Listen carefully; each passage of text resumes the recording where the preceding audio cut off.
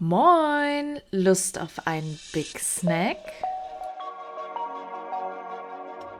Nach dem Intro zeigen wir euch ein einfaches Auberginen-Rezept. Hinterlasst auch gerne ein Like und einen Kommentar.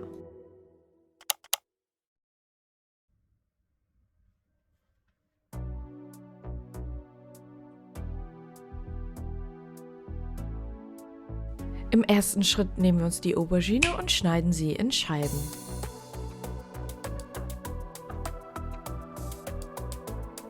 Danach ordentlich salzen. Jetzt noch mit ausreichend Olivenöl beträufeln und dann wird alles miteinander vermischt. Anschließend werden wir die Scheiben auf ein Backblech auslegen.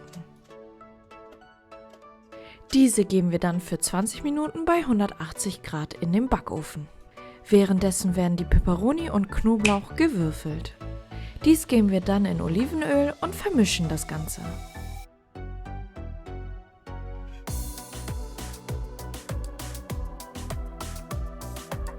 Und mit ausreichend Salz und Pfeffer würzen.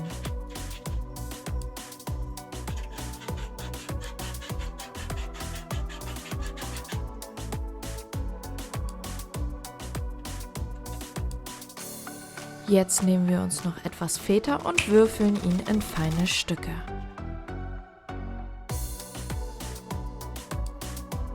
Nun schnappen wir uns die Petersilie und hacken sie fein.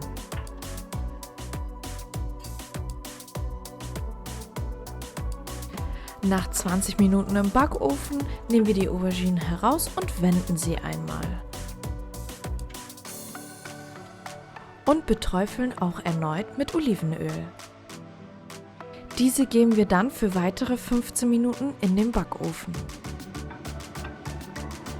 Wenn unsere Scheiben durch sind, geben wir sie auf einen Teller.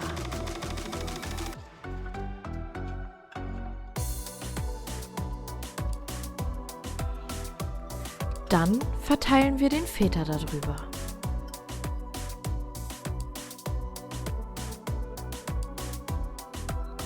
Anschließend unsere Ölmischung großzügig verteilen.